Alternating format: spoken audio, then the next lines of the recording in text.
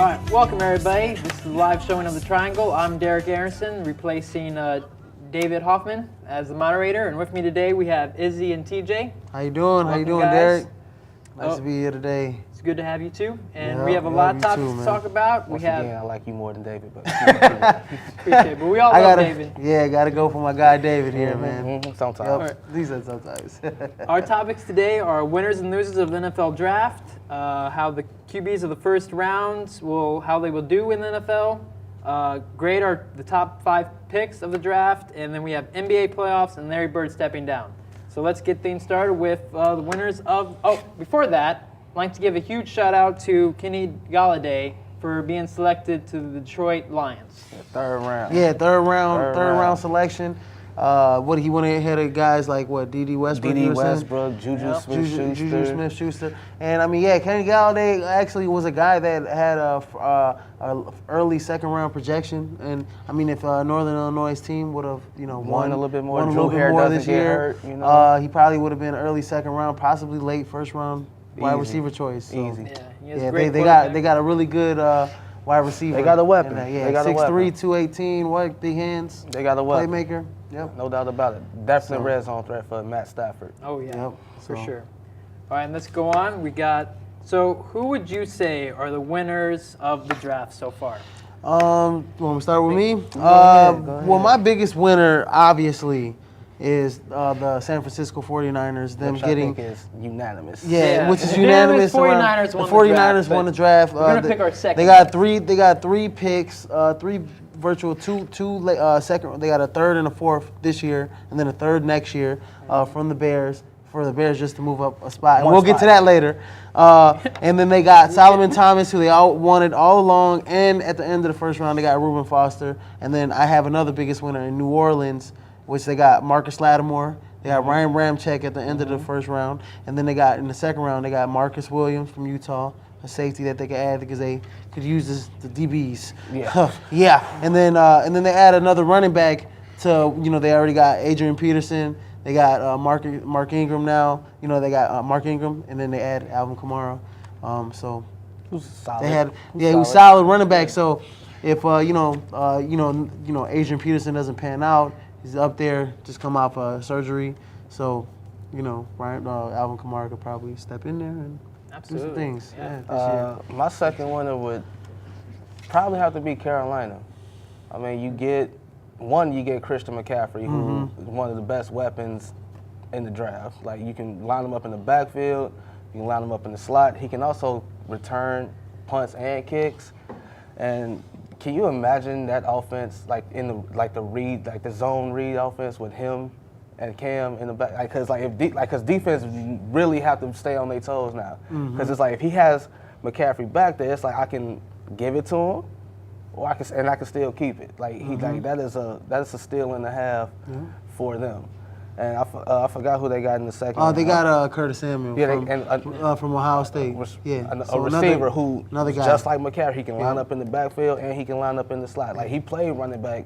He played some running back at Ohio State. Yeah. I want to say he was the dude that scored the game with a touchdown against Michigan. He was the main running back, I think, at Ohio State. But I think, adding McCaffrey, adding to your point with Cam Newton, that's big because you need playmakers back there. Especially with Cam Newton. So you got who's the wide receiver from that they have from Florida State? Kelvin Benjamin. Kelvin Benjamin. All he has to do is You got Greg Olsen. And who else? They got one Jonathan kid Funches. Stewart. They got Funches, the wide receiver. Funches. I mean, he's still out there. Definitely need more playmakers. Yeah, definitely need more playmakers. Yeah, that's what I'm saying. So now you add McCaffrey, McCaffrey can easily be a slot wide receiver in the NFL. Yeah. I mean, the way he's built and how fast he is. Not to mention they also route running. In the third round they got Myles Garrett's partner from A&M, the DN on the other side, and his name's escaping me right now. But that's a big pickup for them. Yeah. Because when you consider what they lost on defense, they lost Coney Ealy to New England. Yeah.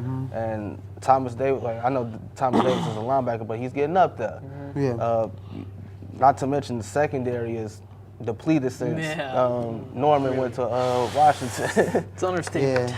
So I mean, and also you got San Diego. You mentioned before, in the meeting that Mike Williams Forrest Lamp. They added Dan Feeney, so 2 offensive guards. Big time offensive guards. Tampa Bay getting O.J. Howard. Yeah, that's Tampa my Bay, second that was that's your- my second biggest yeah. winner again. O.J. Howard, who's a huge weapon. I know they had Cameron Brate, but he was more like just that end zone guy. Yep. O.J. Howard's gonna But they 2 tight end sets gonna be Well, yeah. disgusting. Yep. It is. Real 'Cause nice, Cameron Brate ain't no scrub. No, he's Like- not. Yeah, absolutely. Like Cameron Brate ain't no scrub. Like No, like, Cameron got Brate's really good player. Then they helped out the secondary with Justin Evans. Then they also had another playmaker receiver, Chris Goodman. And so they really stocking up on their weapons. Yeah, Definitely too. helping Jameis Winston Yeah, try to too. take Definitely. over that South. But Yeah, I mean, it's going to be tough. I mean, Atlanta's really good. then plus with Carolina adding even more Carolina's playmakers. going to be good. That's a really tough division. Yeah. And New Orleans, they're going to bring it on offense hopefully this year. Hopefully. Hopefully they're better on that's why defense. that's why you sign a guy like AP when in games like where New Orleans has the lead. You can hand that ball to AP And he gets you first down. and get you first down. He can eat that clock up. Yep. That's what Exactly. it is. Yeah. Yep. They gonna do they gonna be like the Dallas Cowboys in the NFC South. But see, is Sean Payton going to know to run the clock Yes. instead of just throw Yes. with Yes. Breeze Yes. all the time? Like, don't get me wrong. Like I understand Drew Brees has led the league in like he's had more 5,000-yard pass seasons than anybody. But at the same time, he's also had to do that a lot because there are times where they score and then their defense give it right back. Right. They score again, defense gives it right back. So he wants to be in a position where he scores, and if the defense don't score, Then he don't get back. they don't like if they defense don't give it back. Pray they to God score. they don't give it back. Right, or they score. So. or they score again. They can just give the ball to AP, Mark Ingram, and Alvin Kamara, and just run it out. Yep, exactly. All right. Exactly. So to go back over, the anonymous winner was 49ers, but our other ones, Tampa Bay, New Orleans. Carolina. Yep. All right. Those are our winners. And now, who are our losers of the draft? I have. You go first. Oh, okay. Because we're pretty unanimous. On this. Yeah, we are. Okay. Pretty unanimous on Obviously, this. I think I don't have any other loser either. I think we can call what the Bears did a loss. However, after hearing other different opinions, while they say it don't make sense, it low key made sense. You want me to go first? No, Let's it TJ made has like. the floor. Is it a gamble getting a guy like Trubisky? Yes, big gamble. Ryan Pace is pretty much putting his career as a GM on the line with this pick. Yeah. The goal was to get a franchise QB. Glennon was not that guy. No, it definitely wasn't. Glennon was not that guy. If it was me, would I have picked Trubisky? No. I probably would have went after Watson. More starts. I agree. National championship on his belt. A Heisman contender his last 2 years. His last 2 seasons. at Last 2 Clemson. seasons, yeah. He was a Heisman, top 5 Heisman. Absolutely voting. agree. Yeah. Yeah, so, but the one thing about Watson is that he threw some really bad interceptions. Yeah, he and that's turned the over the problem. ball a lot. That's the problem that they a lot of teams have with Watson is that it's not college. You don't have like that dominant team around you. Yeah, I get you. Around to always pick what- up that slack. So And what people said about Trubisky, because like when they compared the two, like it was literally Watson, Trubisky, and name Mahomes, like whatever other quarterback you want to name, but the top 2, Watson, Trubisky. They said if you to flip the script, if you to put Trubisky on Clemson, and with them weapons that he had, that Watson had, Trubisky's the #1 overall pick. No questions about it. The reason the Bears are a loser, people are not mad at the pick.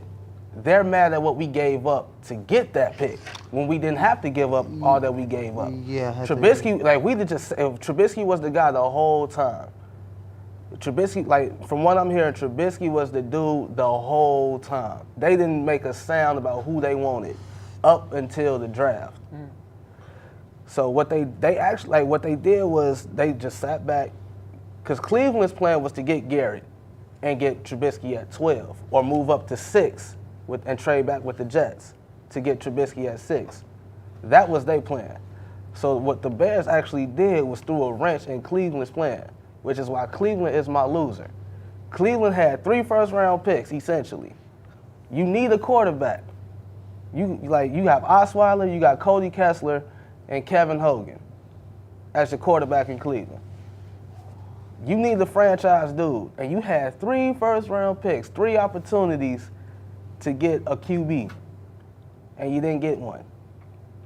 Well, to my Cleveland's vote, my can I loser. say something now, TJ? Because Cleveland has a lot of holes. They're probably going to be in the same position next season. What's a bigger hole than QB? I understand they have more holes. TJ, they're a franchise that can wait. They went, 10 years before? What? They're a franchise that can wait. What, bro? Hugh Jackson might be fired. Check it. Check this Y. out. FYED. Next year's quarterback class, Sam Darnold, Josh Rosen. You got Allen from Wyoming, J.T. Barrett, Ohio State, I believe. Jared Stidman, who transferred from Baylor to Auburn, can very well be vaulted into that first-round pick depending on how he plays for Auburn. So you got a class that is far superior to this class that just, especially in the top 2 or 3 quarterbacks in that class, Darnold and Rosen are for sure franchise QBs and more surefire franchise QBs than a Trubisky or a Patrick Mahomes, who went 1 and 2 in terms of he went 10, and then Watson went 12. But the thing is, let me get to what I'm saying. They know they have a lot of holes. They went and filled Myles Garrett. You can't pass up on the best football player, defensive player. Taking Trubisky period. #1. Right. So you can't pass up on Myles Garrett. And then you went and got Jabril Peppers, who is arguably probably the best open field tackler as a defensive back in this draft, next to Jamal Adams. Yeah, okay. Okay, it's him and Jamal Adams, because Marcus Lattimore is not even that great of an open field tackler. He's just a great cover corner. Okay, and then you add a athlete. Well, I'm not really big on tight ends. Never have been, and picking them in the first round. So I could say Cleveland messed up on getting a tight end when they could have got Reuben Foster, and he was still available, because he was who I think is, next to Myles Garrett, is the best defensive player in this draft as well. So they're going to be in this position next year. The Bears were going to be in that same position next year as well, barring any setbacks, barring if they have a couple victories this year than last year. The Bears were going to be picking probably in the top 10 next year as well. So they had a chance to do this type of move next season to get a franchise quarterback next season, because Trubisky, you're going to basically look at his resume. It's 13 games. Before that, 3 seasons before that, he was a backup to a guy that 2 seasons before that, he was a backup to a guy that's a practice squad player in the NFL right now. So what really shows me about Trubisky, I heard his coach, I forget the coach's name, the head ball coach in North Carolina. He said that Trubisky wasn't even ready. He came in at $184. He had to fill in with his body, but he's a hard worker. So what I look what the Bears do with Trubisky, you gave up too much for him. That's why I'm gave getting up too much for him. I don't think people are as, like, analysts included. I don't think they are as upset at the pick as people think. They're more so upset at what we gave up. Yeah, but he can very well pan out. Like, that's what I'm saying. He could pan out. Like, don't get me wrong, dude could pan, like he could be the next whatever. He could be the next big thing. But the thing is, like, you don't give up 2 sets. Like, what was it? 2/3. Well, a third and a fourth A third and a fourth and then this year, third next year. and a third next like, year. you don't give all that up to get a guy you could have got at 3. Because San Fran was never going to take him. No. Very well. Because they're going after Kirk Cousins. When you look at the players in this future. league, in the NFL, a lot of the players on rosters are late round picks. A lot of really good players are late round picks. So you can find a gem in the 3rd and 4th round. They gave up. I could understand a 5th, 6th, 7th, where, like, the talent has kind of dwindled. But in those rounds, you still have talent that you can pick from, that you can add to your team. And so for you to give up a lot, and then wasn't happy with the fact that 2nd round pick, they go get another unknown tight end. I'm not big on tight ends. You get tight ends 4th, 5th, 6th round. You don't get tight ends first 2 rounds unless they're a surefire tight end. And I saw when they picked the tight end out of Ashland. Dude is 6'6", about big dude. 275. Reminds me of who? Kellen Davis? Come Come on. 4.7 40. I'm like what? See, my problem with the Bears pick, they're my biggest loser. My problem with them is that they signed Mike Glennon, they signed Mark Sanchez. So I was like, okay, it was going to have a year. Two guys who are not the I know, future. but just for 1 year. You don't need to draft a QB. I mean, because they're already going to stay with Mike Glennon. And if you pick, here's how I see the top. If I'm in that top 10, I'm picking a dude that's going to impact my team immediately. But my the biggest Bears, help. But the thing is, like the all Bears these aren't in the top 10. position to win right now. Well, no, they're not in the biggest position, but like all these top 10, they're gonna start, if not get a lot of playing time. This is like rebuild their secondary mode. Is Depleted. I get that, but like, this is rebuild mode. Like, before you got there's levels. You got rebuild, then you got good, then you got contending, and then you got championship level. Patriots. So you got rebuilding, then there's Patriots. Yeah, but I think they could have waited to rebuild. And back to Izzy's point, wait to rebuild on like getting their quarterback the next draft. Yeah.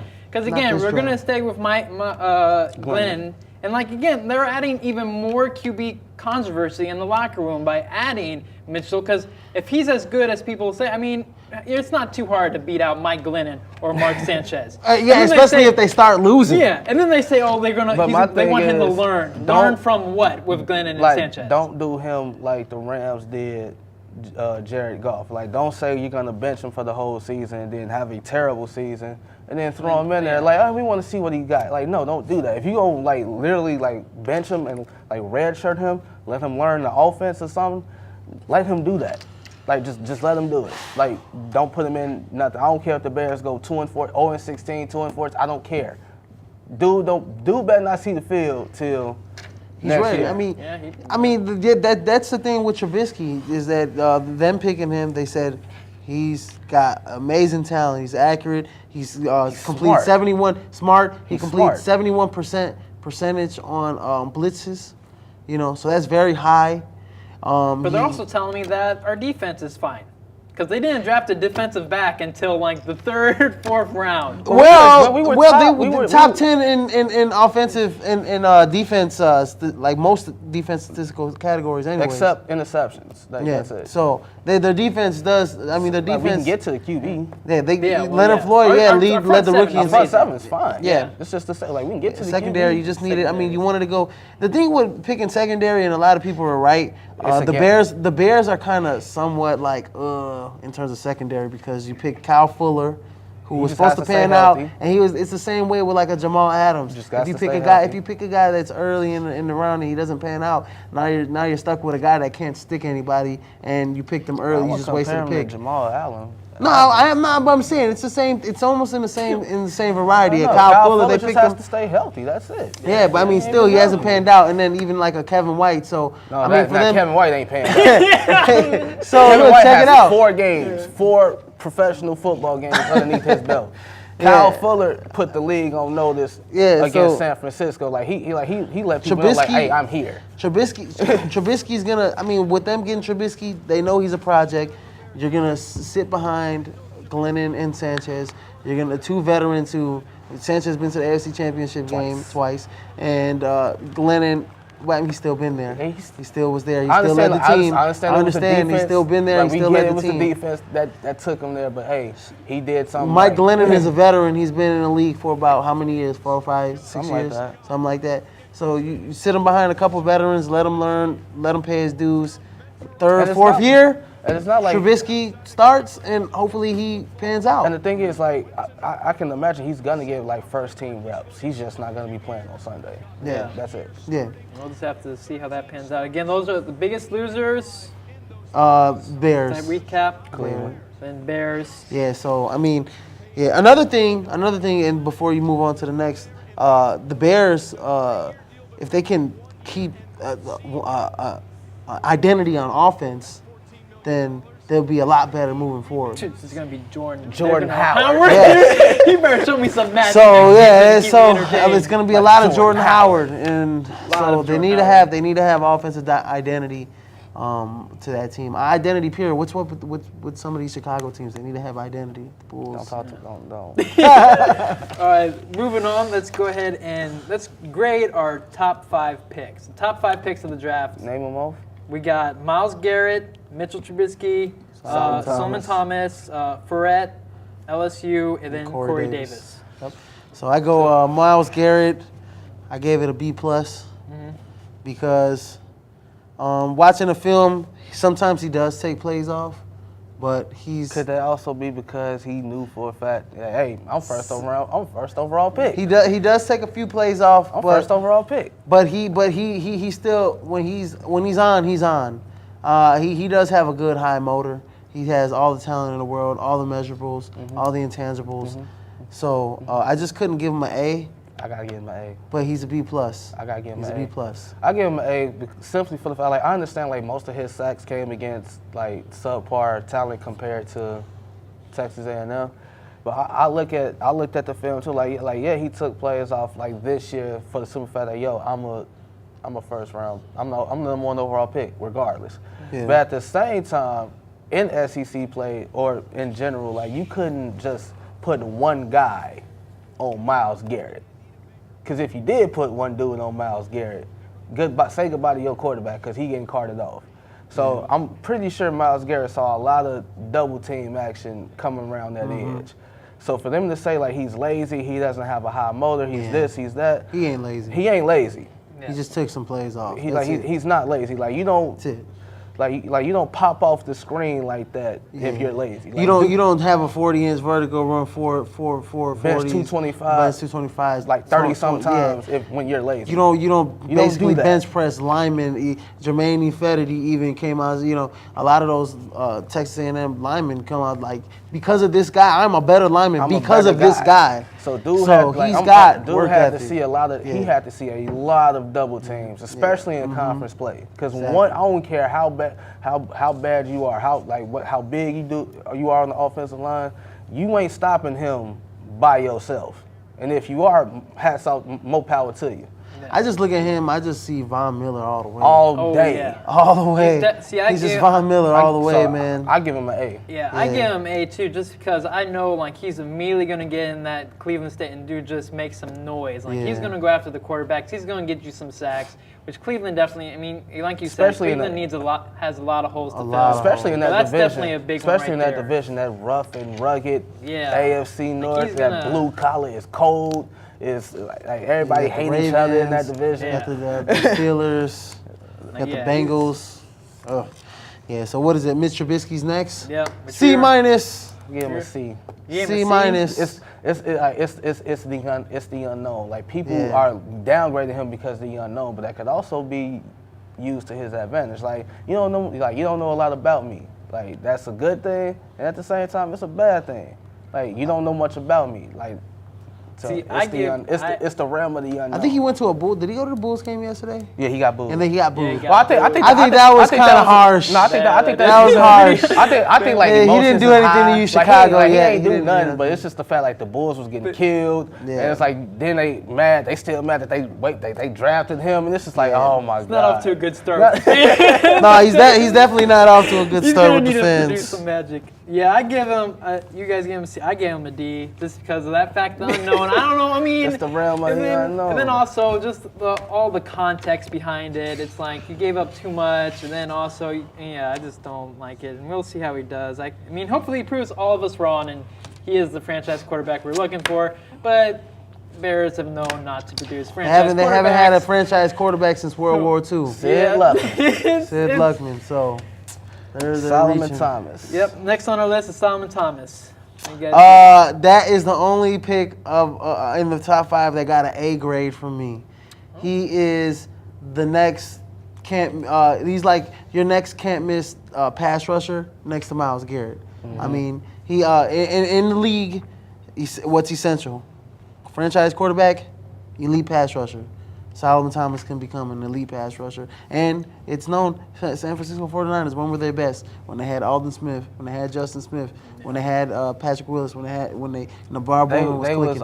They were getting after the quarterback. They compared the Solomon Thomas pick and later getting Reuben Foster to Patrick Willis and Navarro Bowman. Yeah, I mean, check it. I mean, like literally, getting like- Reuben Foster at the end. I mean, he's not even the top 5, but getting him along with Solomon Thomas, Yeah, A++++.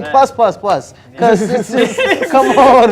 It's like you Reuben got your, Foster's- you got your core for the next 10 years, man. Yeah, you got some guys that you're building. And then Jimmy Ward had a really good year last year too. Shout out NIU Huskies. So, look, Yeah, man. 49ers are definitely on the rise. Yeah, so. What would you give Solomon Thomas? Do you agree with that? Yeah, like what? what else needs to be said? Like, Yeah. hey, get that man the A, put that man in the, on the line, let him go to work. That's it. And I have to agree too. I gave him A. 49ers definitely on the right Like track. this is also a makeup for them drafting DeForest Buckner, who hasn't panned out for yeah. the 49ers, because he just gets he got babied a lot. Like a lot. Was he a rookie last year? No.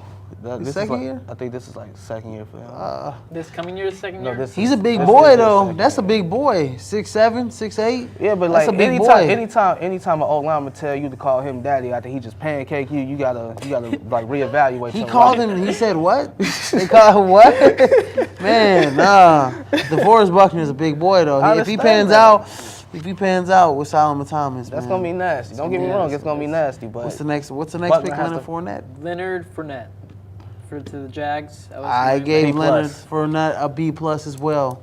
My reason for giving him a B+, I didn't give him an A. One, you have they still got T.J. Yeldon, they still got Chris Ivory, but Tom Coughlin likes a big bruising runner like a Brandon Jacobs type of guy, and this is he Earth, Wind, Leonard Fire. Fournette. Leonard Fournette is going to be way better than Brandon Jacobs. The only one problem I have with him is that you can't just always. I mean, he's a big running back, so you can't just really play like basically like I like to call it rocket soccer robots. You're just bumping into boom, boom, boom, boom, bumping off. I mean, he's gonna take a lot of punishment. So with him being injured in college, he's gonna take even more punishment in the NFL. But also, So, more games. I also blame. Well, I'm not gonna blame it on LSU, but low key I'm gonna blame it on LSU because that's what their system was. It was no secret what LSU was gonna do on offense. We gonna line 7, 8 yards deep in the back. QB gonna turn around. He gonna hand the ball to 7 and watch him go to work. Yeah. By him going to Jacksonville, that allows less taxation on his body. So instead of him getting the ball 25, 30 times, that's Fournette 15 to 20. Yeah. Also, he's a guy that he's an in between the tackles runner. He's probably not going to be in on the receiving game. That's Yeah. when they'll probably No, that's why switch they got in T.J. Yeldon. Yeah. They Yes. also, He's not to gonna mention be- they got Denard Robinson who can line up and Yeah. play. Yeah. But he's an in between the tackle runner, and their offensive line, let's just say, it wasn't that good. So if they can't create holes for Leonard Fournette, then that's going to be a big problem as well. Right. But if they're able to find a game plan where hey, Leonard Fournette, they're going to have holes for him. Tom Coughlin knows what he's doing, man. He's a Hall of He beat Famer. Brady. He So beat he got- Brady he has- twice. He Twice. beat He knows Brady something. twice. He knows something. So he knows something. So He beat Brady. this is what I think with the Leonard Fournette pick. It's saying, hey, Bortles, Get it together. get it together, get it done, because now we're starting to put weapons. You got the Robinson brothers. I mean, yeah, the Allen brothers, Robinson, Allen Robinson and Allen Hearns, the Allen brothers, and then you got Leonard Fournette now. So Yeah. you got some weapons. You got Get it done, and this is gonna help him in the play action game, in the passing game.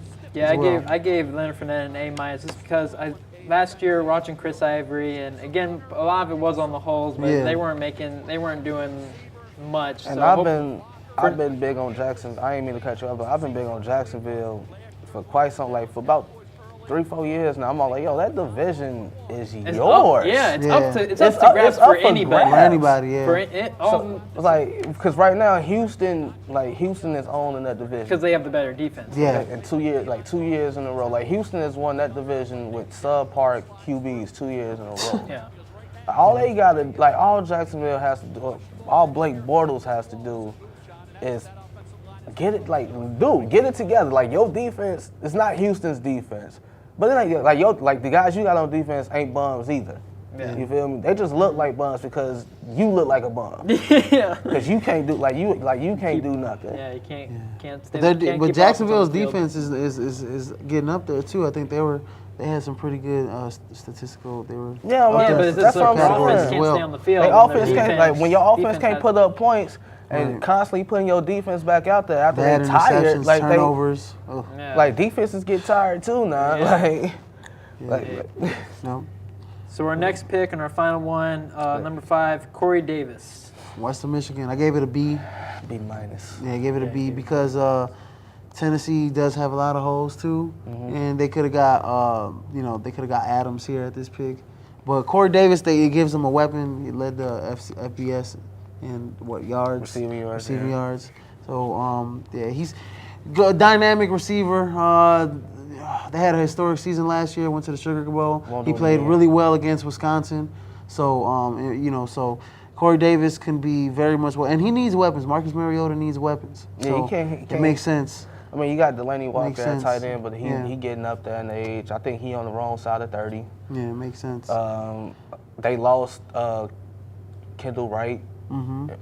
via free agency to the Bears. So he got to have somebody. Me personally, with that fifth overall pick, I probably would have went O-line for the simple fact that Mariota got hurt. Yeah.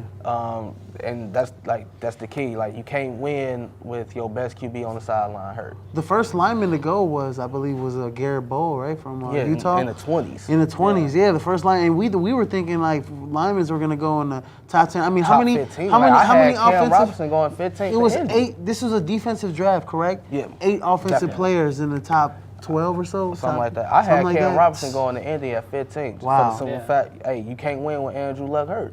Yeah. Like, Andrew Luck got destroyed last year. A lot of these teams reached this year. They Yeah, reached they for did. offensive Big talent. reaches. Big reaches this year. But Corey Davis, I think, is going to pan out, though. Yeah. I think he's going to pan out. But he's going to, a division where there's only pretty much, it's one really good team that plays defense, and everybody else is kind of. Like, once again, So he's gonna have some good numbers if Mariota's. if Jacksonville Yeah. get it together, they gonna. Yeah. I gave it also a B minus because that, again, like you guys are mentioning, that's not the receiver wasn't their biggest need. I mean, No. they were doing relatively well throughout the season until Mariota got hurt, got of hurt. course, and then you still got DeMarco Murray. You got Derrick Henry in that backfield. Right. I One, mean, two your punch. identity should be a running team. You're just gonna pound And they it in are there. like they Right. were. They are. They were. I want to So- say they were second behind Dallas. Yeah, I believe so, too. And rushing and rush yards. I think the top 3 were obviously Dallas. Oakland was up there. Tennessee was in there. And I think the Bears with Jordan Howard, they were 'cause, yeah. at least top 5 Yeah, he was second behind Elliott in rushing yards alone. for rookies. Yeah.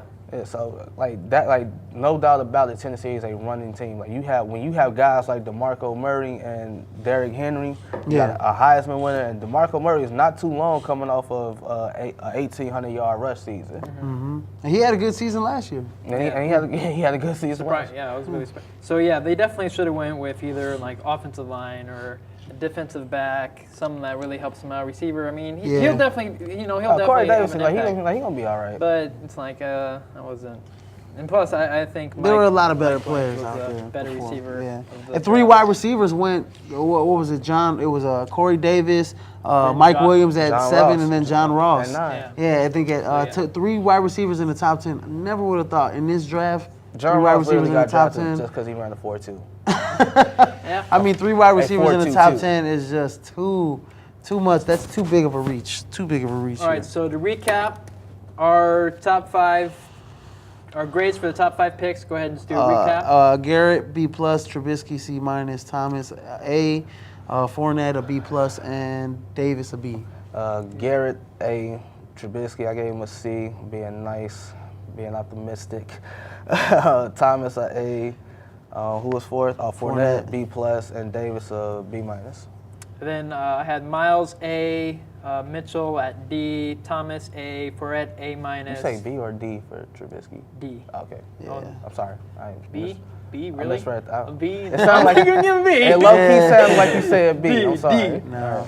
And then Corey Davis, B-. All right, so moving on. Last topic for the NFL, we have how do you think the quarterbacks of like the first couple, Mitchell Trubisky, Watson, Mahomes, Kaiser, how do you think they'll plan out? Well, So, Kaiser's gonna automatically compete for a starting job because Yes. it's Cleveland. Yes. And Osweiler. I think you have to put Watson in there too. Watson's going to be competing for Yeah, the he's starting. gonna be Well, yeah, competing for a starting but job as well. the thing is, with Houston, Tom Savage, Bill O'Brien's real big on Tom Savage. They can win that division with Tom Savage. Yeah, They can make the playoffs with Tom Savage. Yeah. So like, so truth be told, As like, long as they run the ball and they can keep the ball at the other truth team's be hands. told, like, out of the four of them, who's probably gonna have the better career? Like, who's in the best situation? That's no question about it. That's easily Deshaun Watson. Yeah. He's on a Super Bowl contending team already.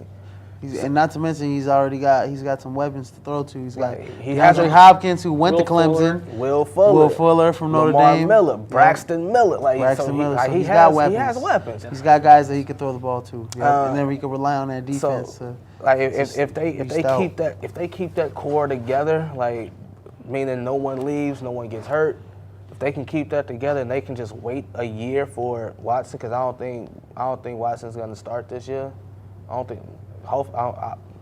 not saying I don't want him to play, but I don't think he should Start right away? Right away, no. Like week one, Watson shouldn't be the starter. That should definitely be Tom Savage. So that's what they're planning on. That's what they plan. None of these QBs are ready to start right away. None of them. That's are. why None of them Watson are. went to Houston. So he's going to sit behind Tom Savage, learn. Mahomes went to Kansas City. He's going to sit behind Alex Smith. And learn. Mahomes is sitting behind one of the best to ever coach a quarterback in Andy Reid. So, he like, coached up Brett Favre. He coached He up coached Donovan up Donovan McNabb. Now, Alex Smith. So, and Michael Vick, when Michael Vick came out of prison. And the thing is, like the Alex Smith, Mahomes thing, it's not going to be a Brett Favre, Aaron Rodgers thing where Favre was like he didn't want to help. Alex Smith still got a lot of football He was to actually play. like Brett Favre was actually offended that they drafted Aaron Rodgers. He's like, man, y'all drafting the QB and like I'm still here. I still got it. Like, so that's why he didn't leave for them 3 years. That's why Rodgers had to sit them 3 years, but also helped Aaron Rodgers at the same time.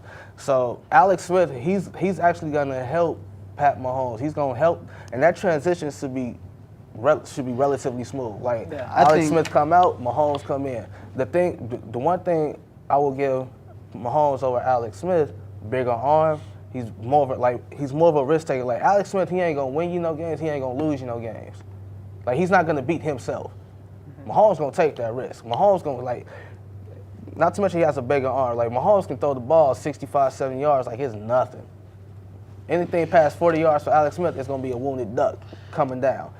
So Mahomes. The one thing that I like about Mahomes compared to Alex Smith, and this is why I figured that they got him, is that Mahomes gonna take risks. Mahomes can sling that ball from any which way direction, and put some English on it.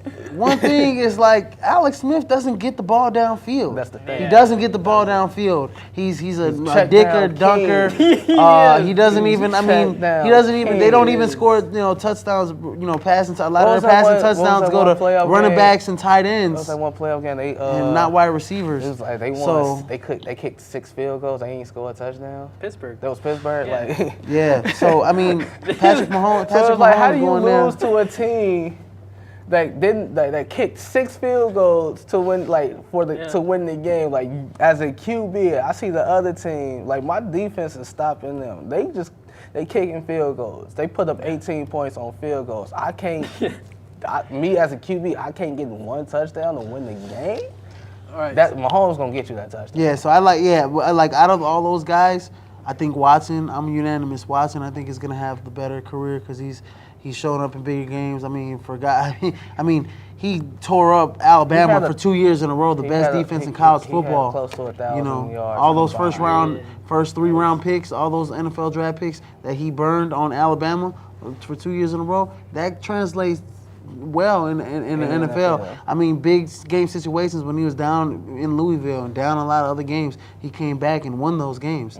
So I mean, he's a big time, big game quarterback. And that's what you want. You want a guy when you go to the playoffs. You want a guy to have a big game and when your back's against the wall. Be in territory that's familiar to him. But if I'm gonna pick a second quarterback, it's gonna be Patrick Mahomes. because he's going to learn. He's going to sit behind Alex Smith for at least For that- 2 or 3 simply years, for the system. and he's going to learn simply for this, and he's going to learn behind Andy Reid, who was was really essential in Brett Favre's career. Really essential in Donovan McNabb's career. Really essential at the end Mike of Vick Mike career. Vick's career. He resurrected that career. So that he's one of the best quarterback coaches And Alex Smith. in like, NFL history. Alex Smith was. Yeah. He was essentially displaced when Displaced, Colin Kaepernick yep. came onto the scene. Exactly, And Kansas yep. City took him So on. and he's done nothing I but can- well for quarterbacks. Like Alex Smith at his best is a 10-win QB, 8 to 10 wins. That's it. Pat By him Mahomes. going under Andy Reid, that 8 to 10 becomes 12 to 14. Yeah. Yep. All right, so we got Watson, we got Mahomes. We've already talked a lot about Mitch. So what about Kaiser? Kaiser, We have any- I think Like I Kaiser is See, depends on what the Browns put around him. It's not even that, man. They don't It's even like- have guys around him. It's like you can't run your no mouth. running game. Like my thing is like Kaiser, you can't run your mouth like you did. Like picture, if I had to describe myself, I'm Cam Newton with Brady's body, like with Brady's mind. Oh yeah, that is. It's Yeah, like you no, can't do that. if that's Yeah, the you can't case, do that. 1, you wouldn't have went 4-8 as a starter in your last year at Notre Dame. Yeah. 2, you wouldn't have split time with Malik Zaire, who you are head and shoulders better than if that's the case. Yeah. 3, I already said you wouldn't have went 4-8 as a starter. Like the thing is winning. Notre Dame is anonymous with winning. Like I mean, they have a top 5 recruiting class every year. Like no matter how So- bad they are, like Notre Dame is going to be out there and recruit. And that's just another story, to go on about Brian Kelly and his leadership at Notre Dame is. So like you can imagine, like okay, so like Kaiser probably he's probably on some people's boards and like he was probably on some people's boards before he made that ridiculous statement. He made that statement like picture Cam Newton with Brady's intellect. That's me. He said that. Oh well, take him off. This team took him off. Like a lot of teams took Kaiser off the board with about that one statement. If I was the Browns, I mean, I know Deshaun Kaiser's there, but I'd go with Nathan Peterman. He was the most NFL-ready quarterback in this draft. Out of everybody, first round, second round, third round, everybody. Because that's the thing. Like with everybody's like, who is he? Like everybody's like who is Nathan Peterman? Who's Webb? Who's Davis Webb? Like QBs. Yeah, those are 2 QBs. Those are 2 QBs that are the most NFL-ready quarterbacks coming into this draft. Like Davis Webb got. I understand he won a first round. Just didn't win pick. a lot of games. Like, that's it. That's the thing. Like Mahomes, 8-5. Like Trubisky 8-5. The fact that with Peterman is that he went from one program to the other and learned a couple He learned a lot of offensive systems. So he can bounced around. adapt to your NFL system. And at Pitt he played a prototypical like an NFL kind of system, pro offense. Yeah. So. All right. So yeah, I have to agree with your guys' points that Watson, Mahomes will have better futures. Especially, I would say Mahomes more than Watson. I mean, we'll see how that. Because for Watson, I mean, if Savage starts, you have to hope all those pieces stay together for Houston with the defense, and DeAndre Hopkins wants to play the patient game and wait for Watson to develop. It's 1 year. Unless he wants to. 1 year. You think just 1 year? Just 1 year. We'll see. Because he may want to go and wants to win something. And he will, and he understands Watson can help them win. So it's just 16 games. You think Watson will be the first one out of those 4 quarterbacks, to get a Super Bowl, to win a Super Bowl? I ain't gonna say win the Super Bowl, but I will say make noise. Who would you say? For Watson and Mahomes? Yeah. Oh, Watson, because I think he's gonna be a starter earlier than Mahomes.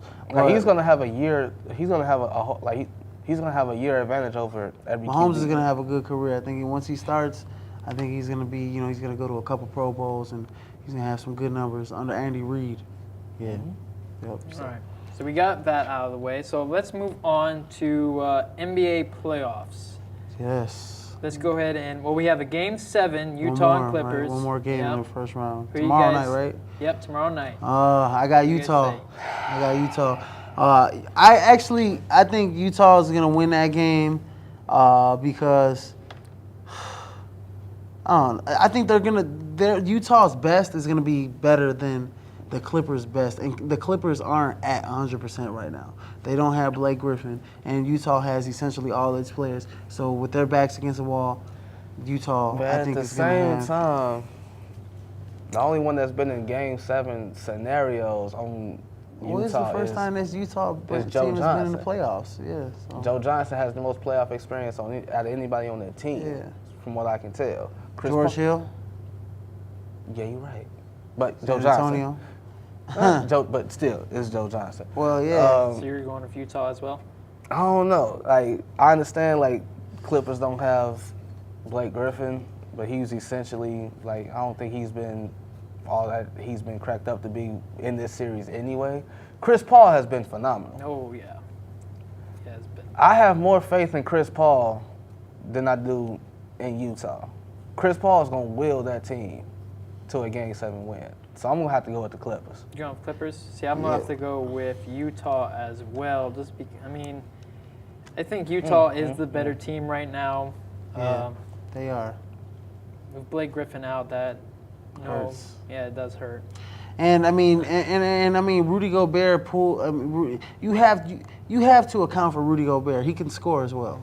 I As a understand center. that. I understand that. And Hayward and he's playing not really good. a slouch down there on defense. So when mean, DeAndre Jordan gets the of ball course he down ain't in no a spot slouch. where he can turn. Even in blocks, Man, right? average 3 blocks a game. I know. I'm saying, but against DeAndre Jordan, who's arguably like one of the best big men in the game. At what? On defense, he's Defense? Okay. right. I'm talking about defense. I'm talking about defense. DeAndre Jordan ain't Defensively, scoring he's still an unless you- all-star. He's an all-star. So? Okay, but Dang. he's an all-star, TJ. And? Okay, but Wow. DeAndre Jordan is one of the best big men in the game defensively, That's 'cause he's and a he's name. so athletic. And he's so athletic, he'll get spots on certain on certain people, and he'll just go up and dunk on them. He can't do that with Rudy Gobert. I mean, Rudy if Gobert he- pushes if he- him out of his if spots. he really Rudy Gobert wanted blocks to- his shots. If he really wanted to. If No, DeAndre Jordan wanted to use his physicality to his ability, that's the thing. That's one thing I hate about the NBA. It's so soft. Like DeAndre Jordan should move Rudy Gobert left and right like he a rag doll. He has that, bro. DeAndre. I don't agree with that. I don't agree with that. DeAndre Jordan got I at least don't 60 agree with pounds that. on Rudy Gobert. I do not agree with that. I do not agree with that. DeAndre Jordan TJ. got at least 60 pounds Rudy, on Rudy Gobert. you're not giving Rudy Gobert any credit right now. I'm giving him credit. No, you don't. No, I you're just, not. I just No, know you're that his not. shot blocking ability. But No, at the you're not. same Rudy time, Gobert is- at the same, bro, can you imagine if Shaq was going up against Rudy Gobert? He'll have some problems with Rudy Gobert's length. 7'1", Yes, he will. 7'1", 330, just on He's the a block. long Get guy. off me. His Get off me. arms That's- are super That's long. barbecue chicken. In the words of Shaq. His arms are super long. In the words of Shaq. Shaq that is is- not. that is Shaq is not. barbecue chicken. Shaq. Who is Shaq? Okay, That's barbecue name me chicken. one big man back then that can really, like, in terms of the early 2000s era, that Shaq went against that was really like dominant. Really dominant, like Really dominant. defensively? Everybody defensively or anything. Bro, the Kim Shaq you took act like the Kim Mutombo was a bum on defense. Shaq took in the early 2000s. A lot of those guys were past their prime. What? A lot of those guys are like Dikembe Mutombo was past his prime in the Dikembe- early 2000s. You're talking about Dikembe. The only even Chris Webber, Vlade Chris Divac. Webber won the shot Vlade blocker. Divac was past his prime. Divac, These guys could not. Rick Smits. These guys could not guard Shaq. Back in the he would just go over a McCullough, or he'd go over whoever was on New Jersey, Kenyon Martin, or whatever the case is. Portland Trailblazers. Who did he face? Arvydas Sabonis. I'll give you one better. Mike Wallace. When Yao Ming came in the league, 7'5". He still won most of those one-on-one matchups. He 7'5". still had the 7'5". better team. He's like Come he on. had the better He had team. problems. I get Exactly. that. And that's a guy with length. I'm not going. That's a guy with length, TJ. I'm not going team. I'm going You just proved my Go point. back to Utah. No, but he Clippers. just no. He just proved my point. How? You just proved my point. You said that Shaq had problems with Yao Ming. I didn't. And I said Rudy Gobert is a lengthy center. I didn't he say had he problems had with lengthy centers. I didn't say he had problems with Yao Ming. I You said can't- Shaq. come on, man. I said Shaq Come owned on, Yao man. Ming. He probably struggled with that Shaq first never year. owned Yao Ming. He did probably not struggled own with that Yao first. Ming. What? He He did probably not struggled own with that. Yao He Ming. probably struggled when Yao first came on because he probably never seen somebody like Yao. But when he got to him, when he saw what y'all was all about on defense, Shaq ate him up once again. Look, Barbecue chicken. Yao Ming could put Shaq. Back to Utah.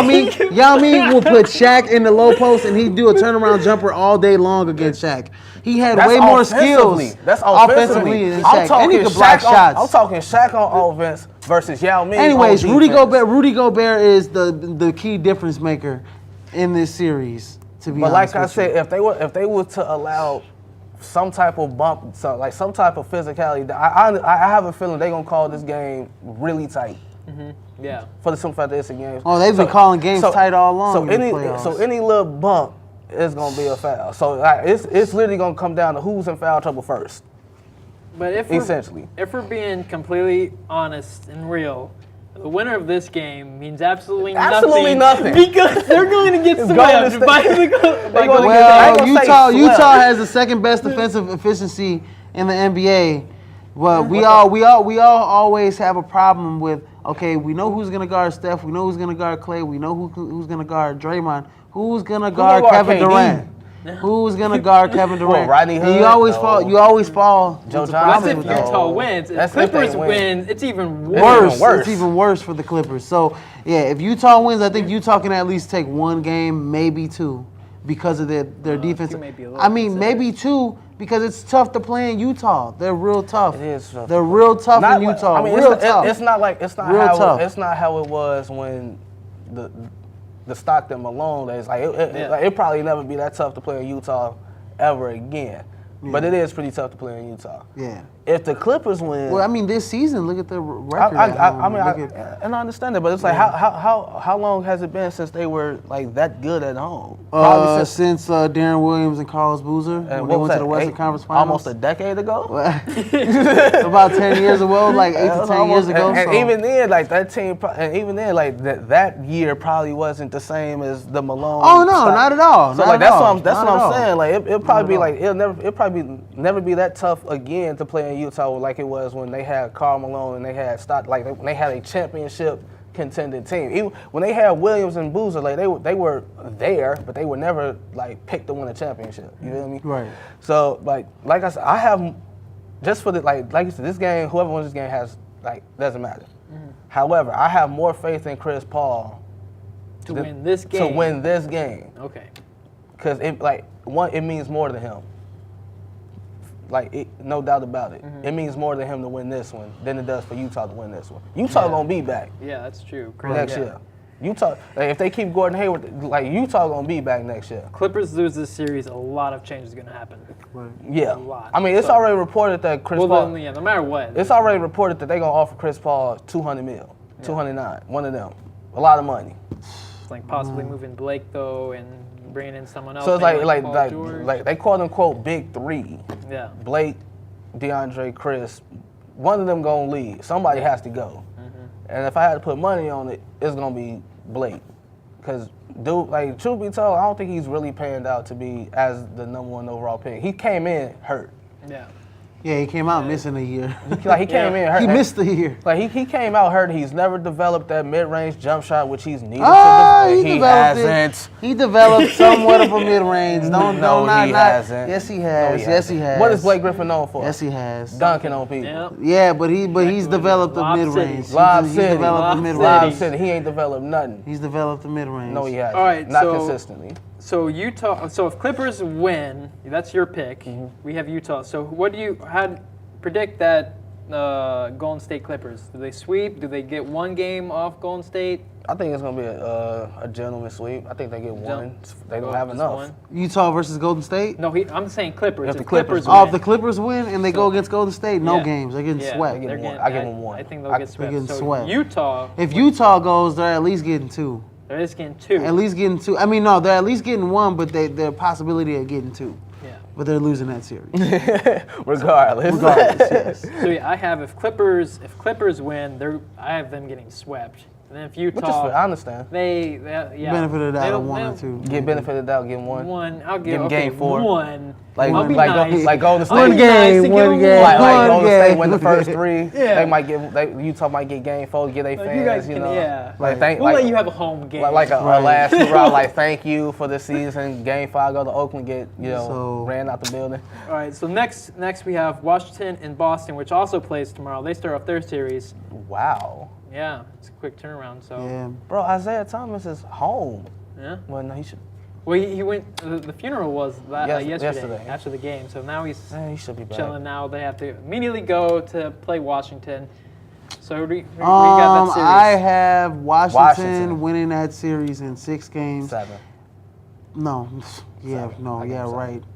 Yeah, right. 6 games, even 5. I'd even go 5 on this one. You want to know why? You want to know why? John Wall, Bradley Beal. Who's gonna guard John Wall and who's gonna guard Bradley Beal? You could say Avery Bradley. You could say Jay Crowder. Well, none of those guys. The Bulls didn't throw out John Wall and Bradley Beal. The Bulls threw out Jimmy Butler and Dwayne Wade, and they had a healthy Rajon Rondo those first 2 games, and they pretty much embarrassed. I want to say embarrassed the Celtics on their home floor. By the way they played. So Washington's a lot better than the Bulls this year. They're a lot better this year, period. And you talking about you got Markieff Morris, Otto Porter Jr., Gortat at center. Well, the thing is, Bradley Beal and John Wall, they gonna be there. Oh yeah. Yeah, no automatically doubt. they're They gonna be get there. 60 points, 50, The 50 other 60 names points he just said, between them. pick and choose when they gonna be there. Yeah.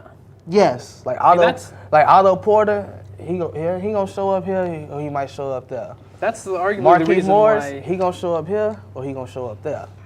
Gortat, he gonna show up here or he gonna show up there.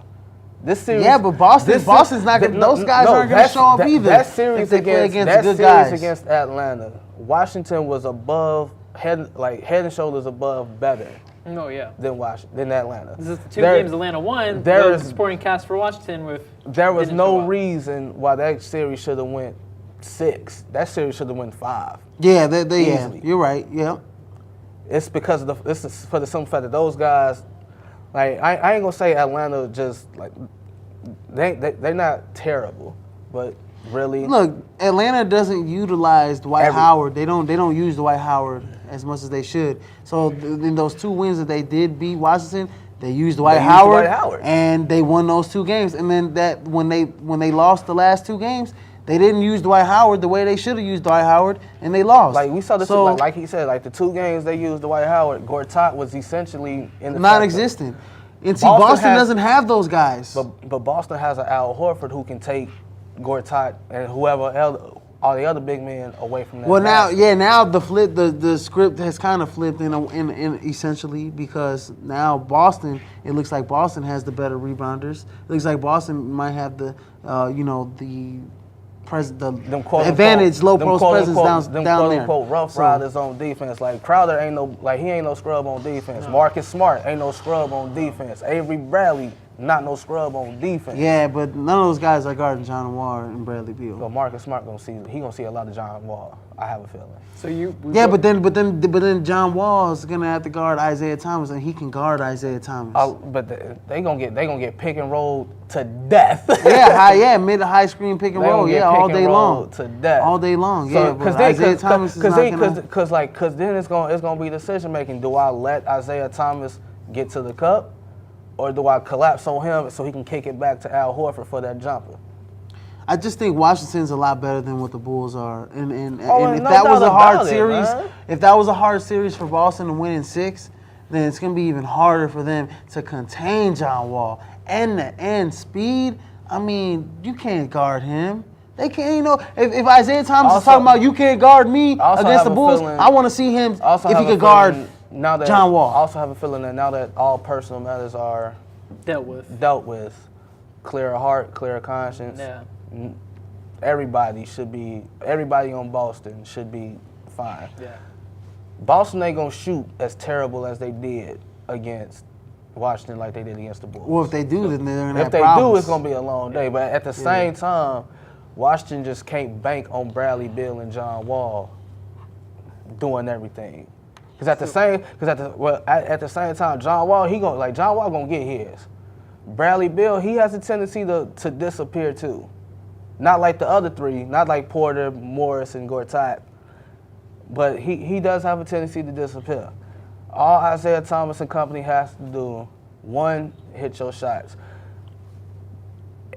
Brad Stevens does a good job of utilizing everybody on Boston. Like, who would have thought Gerald Green would have played a role in that series against Chicago? Yeah. So the only difference between you two is you have them and you have 7, you have 6. Yeah, I have Washington in 6. But you still have Washington, yeah? No, I have. I have Washington. I'm sorry. Oh, okay. But I have him in 7. Yeah, I will have Washington in 7 as well, just because I think that's going to be a hard-fought series. I think Isaiah Thomas he's going to get everyone involved. Mm-hmm. Everyone's going to play a role. Right. And yeah, it is going to be very hard to stop because Wall has been tremendous in these playoffs so far. I mean, he's been showing up every single game, doing his thing. And I think Bradley Beal might have like one bad game against the Atlanta series. But yeah, he's been playing well as well. So it should be a good series. It'll definitely be the best one to watch instead of our next one, which is Toronto and Cleveland. Toronto and Cleveland. I got Cleveland in 5.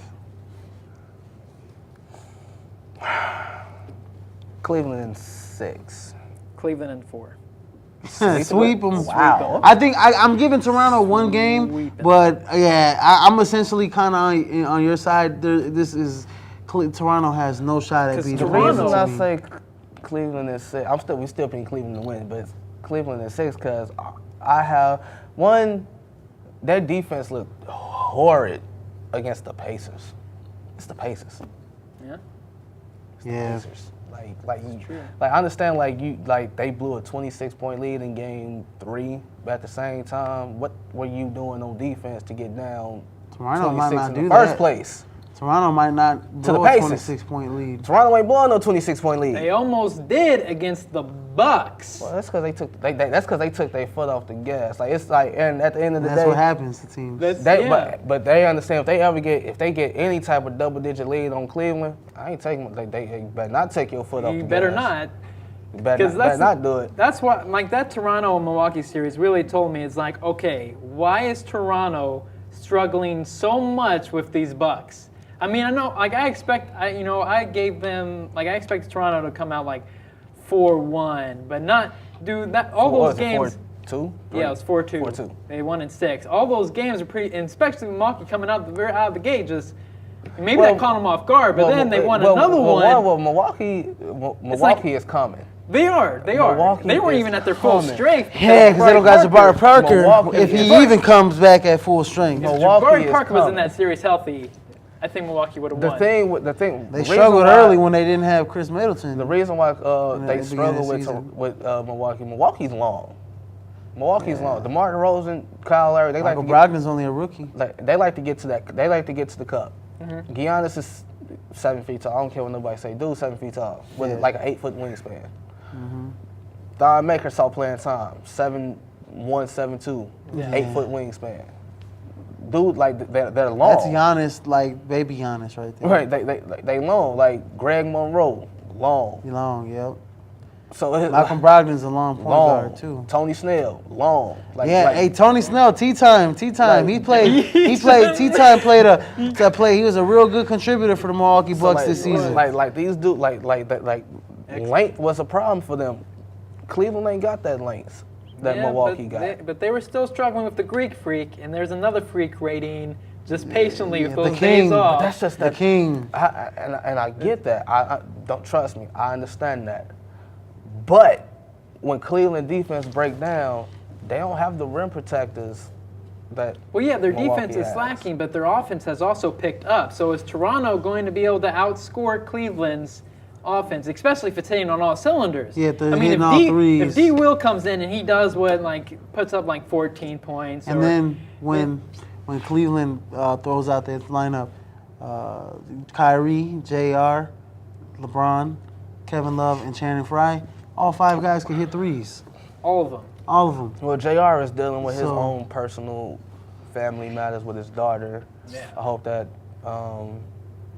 everything goes well with that. So his like you can say that affected his play in that first round too, because J.R. Smith was terrible in that first round. Yeah, he was. Yeah, but I mean, when he's another guy. When he gets hot, it's hard to stop him. But at the same time, like in that Indiana series, that David pointed it out that they only won by a combined But yeah, the lowest of 16 points. no game was a blowout in that series. So that just tells me like if they were in competitive games, although it was a sweep, but the games were competitive. If they were in competitive games with an 8 seed, what's gonna happen when they see a Toronto, when they see a Washington, when they see a Golden State or a Houston in the whoever makes it out of the West in the finals? I just think they didn't take the Pacers serious. They were just like chilling the whole time, and then when LeBron like that comeback, then was like, okay, let me show you what being serious really is. And then he showed that this is what serious is. And I think like as they like if Toronto gets one, like that's the only one they're getting. Because then Cleveland, that's gonna be a wake up call for Cleveland. It's like, all right,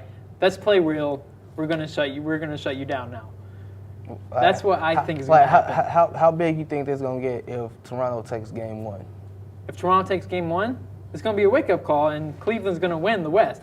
The rest of the games. They gonna get game one. It's like, all right, 2, 3, 4, and 5. That's us. So whenever Toronto wins if they win game one, Cleveland's going to win the rest, the next 4. Because I low-key think if Kyle Lowry come, because Kyle Lowry, he ain't no scrub. I think Kyle Lowry and Kyrie, they can cancel each other out.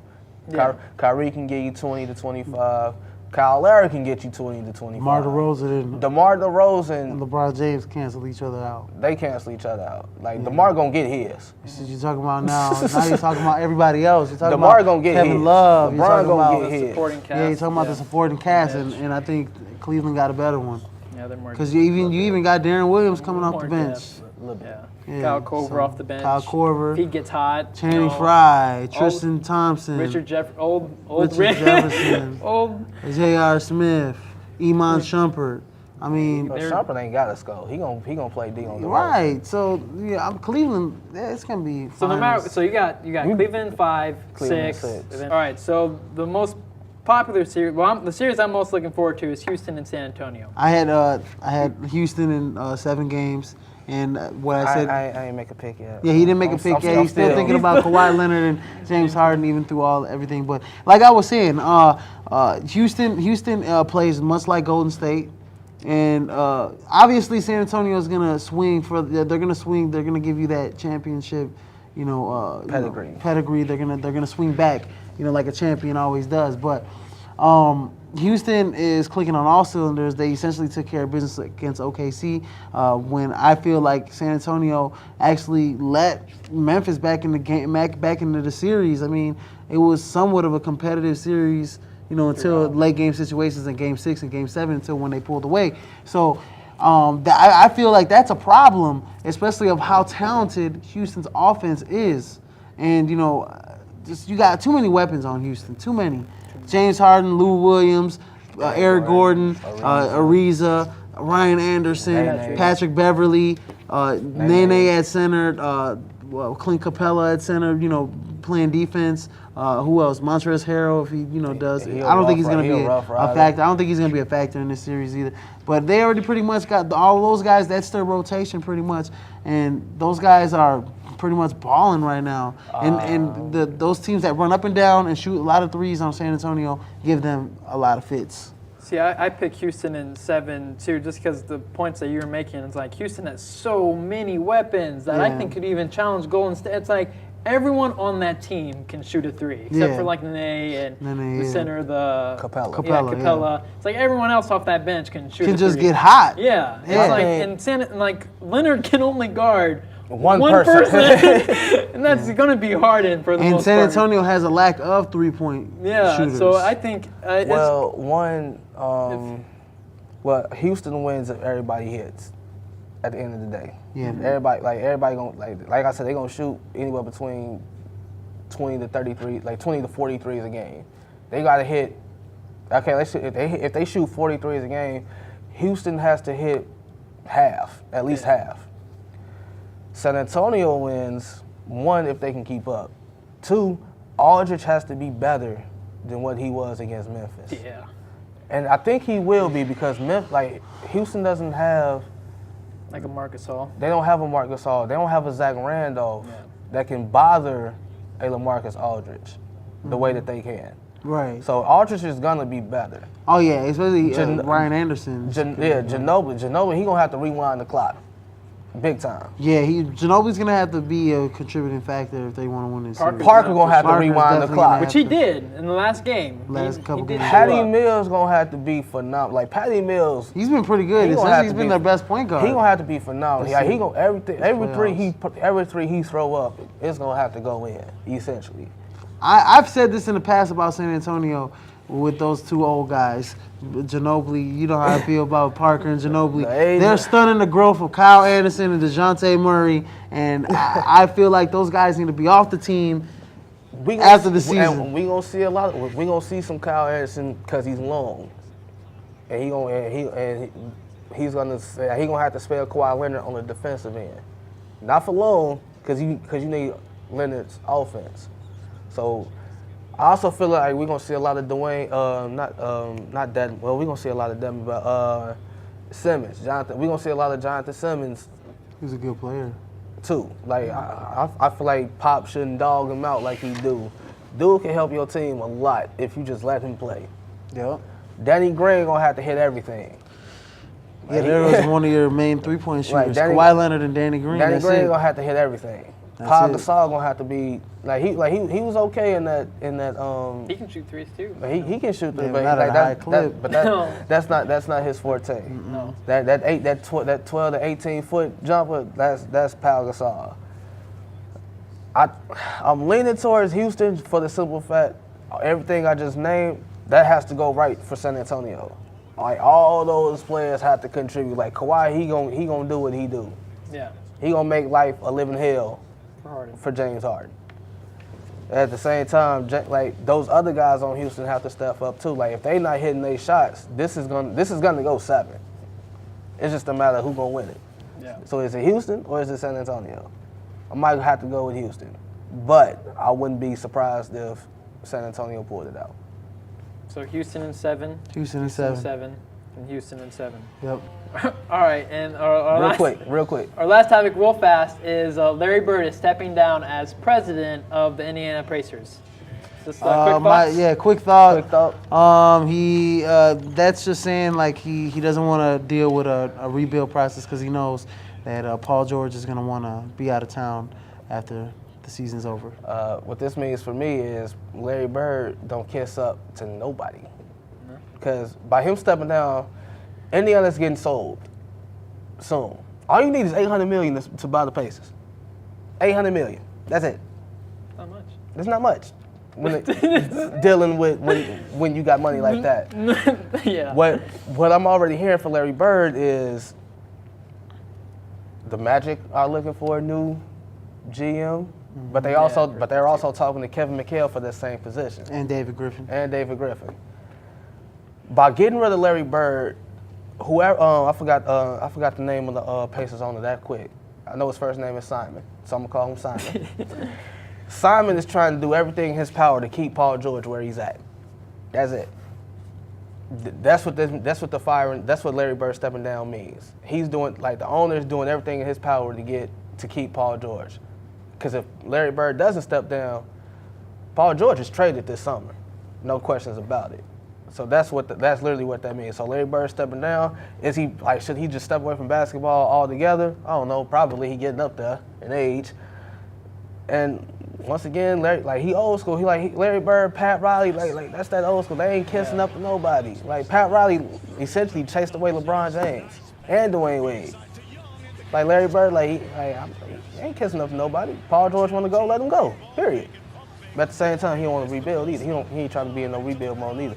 Larry Bird close to 70. Not trying to be in a rebuild mode. He knows Paul George is probably going to want to go to a contender.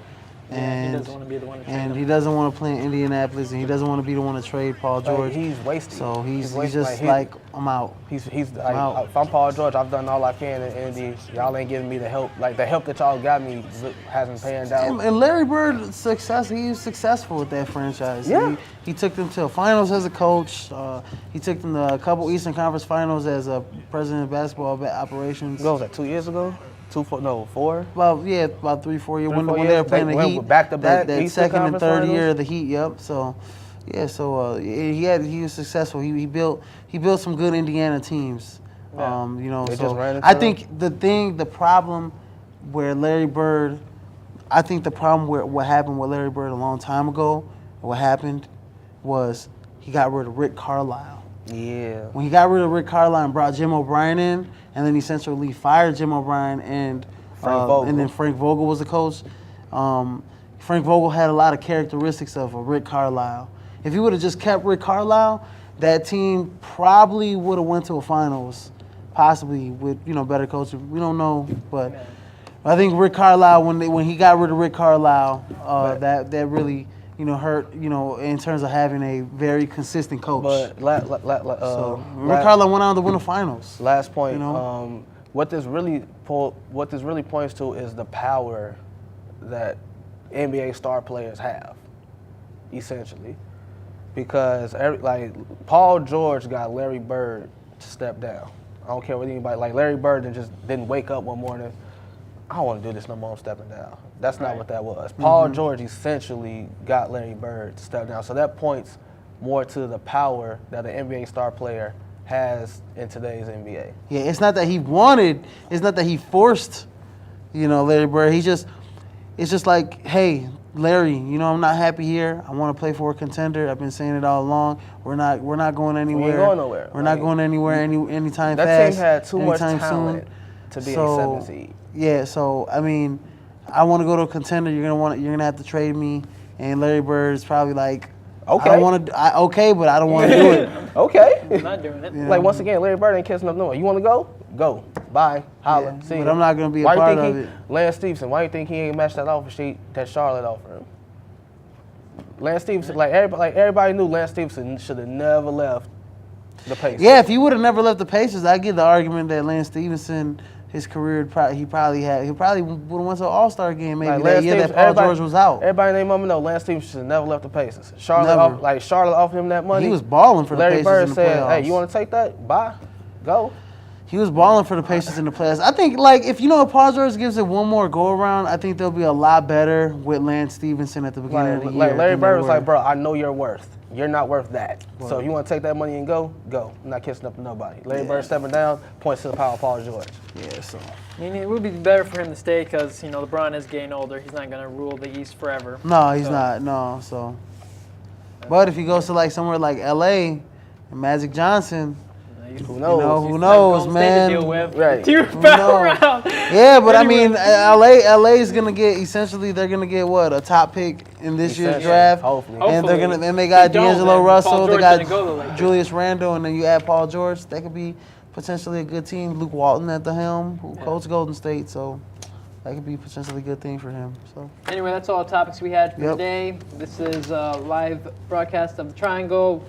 Izzy, TJ, thanks for being here. Once again, I'm Derrick Anderson. Once again, I like you better than David. Well, thank you. We all love David, though. You did a good job today. great job. Great job. Anyway, make sure to tune in for the other Triangle podcast, and hopefully we'll have more live shows. Good night, everyone.